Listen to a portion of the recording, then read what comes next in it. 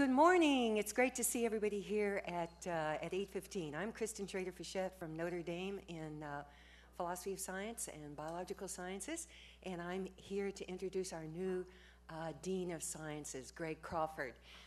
We're really excited to have Greg here. He came only in 2008, and he brings a fantastic record of accomplishment with him.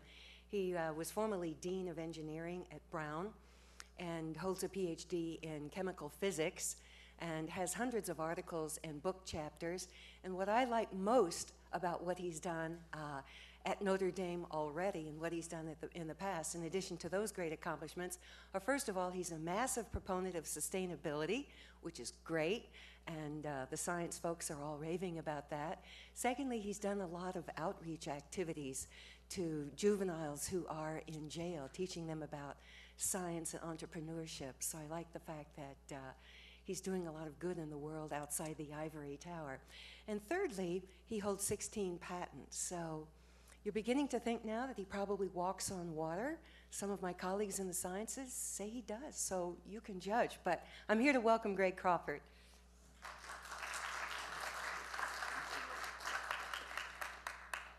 Well, it's great to be here to welcome the conference on the 21st century of Darwin. I wish my parents were here to hear that introduction. I think my dad would have loved to hear it. My mom would have probably believed it. I just want to thank everybody for being here. I just think it's a terrific conference, something that we should be doing at Notre Dame. And I just have a few comments, then I'll let you get started today. Sort of as we continue to evolve, not merely biologically, but as a human community, there's few occasions that could be more fit than the celebration of the 200th anniversary of Darwin's birth. And I think in addition to that, there's few occasions which we can also celebrate the 150th anniversary of the origin of the species. And there's few sponsors that are more fit than the Riley Center, of course, and there's few sponsors that are more fit than the University of Notre Dame to have such a conference. And I think this is a place where evolution is central to our understanding of science. It is where science understands itself to be a partner with other disciplines in the pursuit of truth, and it's where our deep-rooted Catholic heritage frees us to investigate the created world and the community with a full set of questions, a full set of rigor that any other scientist would actually pursue. In Jordan Hall, I don't know if anybody had the opportunity to see Jordan Hall. It's our new science building. It's been open for about 2 years. It's just a spectacular place. It's 202,000 square feet of space just solely dedicated to science pedagogy. So we teach all the undergraduates there. And since we have a lot of requirements for students at Notre Dame, undergraduate students, we see almost every single student coming through a science or a math course, and so they all get to experience Jordan Hall in some way, shape, or form.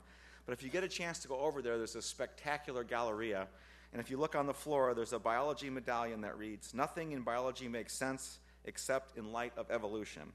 It's a quote from the 20th century biologist Theodosius Dobzhansky. And this light illuminates much of our work in science, where the days of our faculty and students investigate the fields across a broad range of topics in Jordan Hall.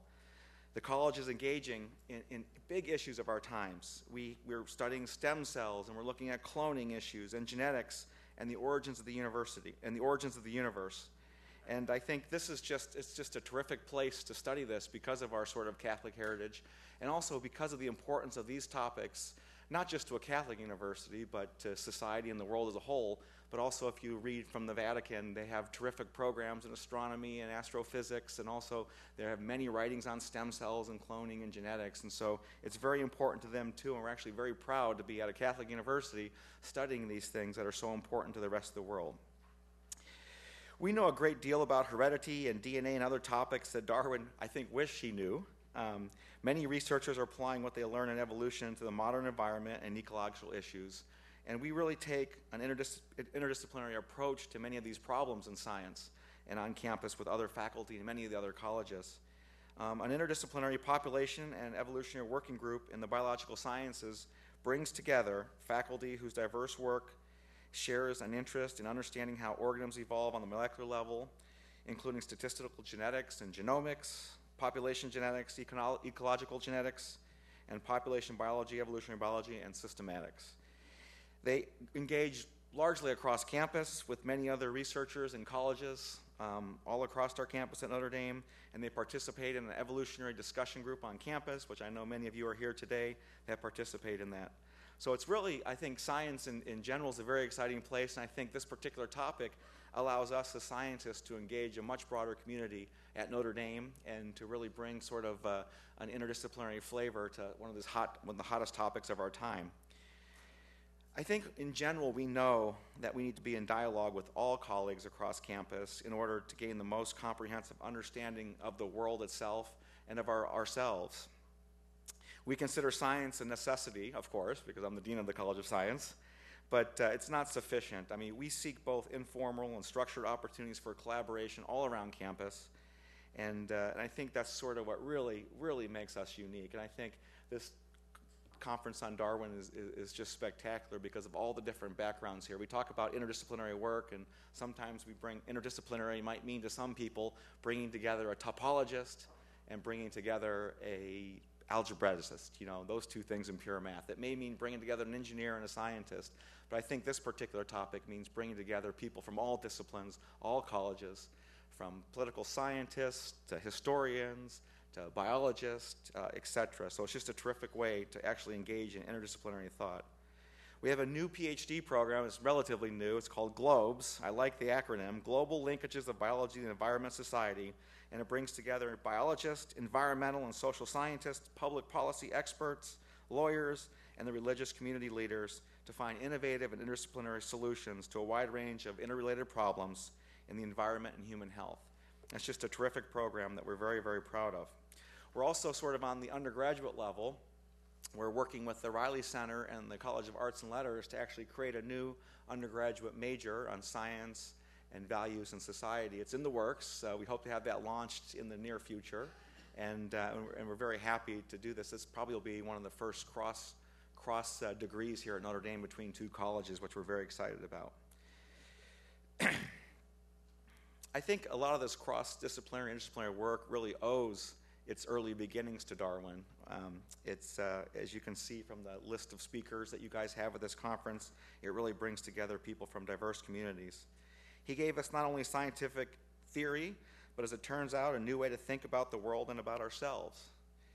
For much of the history, especially in the West, the world was understood as simple, static terms, and the understanding was governed not by the perception of the physical world, but also by the organization of human society. I think today we understand the universe as a dynamic and complex, and yes, still evolving place to be. Other discoveries and investigations certainly contributed to this fundamental understanding of our worldview, both in terms of the scientific fields such as geology and astronomy, and other human endeavors such as philosophy and politics. But Darwin's theory, so elegant and easily argued, so simple, is critical piece to the paradigm that makes sense of our world today. We know how Darwin has been misappropriated in history by some to justify the manipulation and oppression of others, judged to be genetically and socially inferior in some cases. The law of the jungle does not or should not govern human communities. We need no greater reminder that our science is not value-free and that it must not operate in isolation from other large questions that also impact human life and the justice of the human being. We need the arts, the humanities, and every other field in human inquiry, and we believe that the important contributions to make are mutually beneficial to all. Darwin taught us the future will be different from the past. Together we want to make sure that the future is better. Impersonal forces may govern biological chains, but personal forces can really shape our human development. All this takes place at a very unique environment here at Notre Dame, where we understand faith and religion, we understand research and religion as mutually supportive and synergistic and not orthogonal. More than 100 years ago, a chemistry and physics professor here, Reverend John Zahm, wrote a book embracing evolution and insisting on the compatibility of science position with Catholic teaching. I think if you Google Zahm, I don't know if you have done that yet, but you hear about all the stories. You don't hear about a lot of times his work on evolution and all his papers and publications. You don't hear about his writings about women in science 100 years ago, almost today. Just terrific and forward-thinking stuff that if you see and you look, you can't believe it took place so long ago. But when you Google him, you hear about his trip with Teddy Roosevelt down on the river in South America, where everything kind of went wrong. And so, unfortunately, you hear a lot of sort of negative things about him, but his works were just terrific in terms of being a visionary in what we think today. We are asking, as scientists, we're asking the biggest questions that any other rigorous scientist asks at Notre Dame. It's no different than other institutions, as well as questions our faith suggests to ensure that our work is fruitful to the service of all humanity. So it's especially fitting that we have come together here this week to celebrate the gift of Darwin science gave us 150 years ago today, gifts that our own work has given us in the last 150 years, and the gifts yet to come from this remarkable origin. And I just want to reiterate that we're very happy to have you all here, especially those that traveled from far away. It's just a terrific gathering, and it's something that we're going to be doing a lot more of, I think, at Notre Dame. And I wanted to really thank the Riley Center and all the other folks on campus that pulled this together, this terrific event together. And I wish you guys all a wonderful visit at Notre Dame. And if there's anything we can do for you, please grab somebody. It's a great community, and everyone's always willing to help. So thank you very much, and have a great couple of days.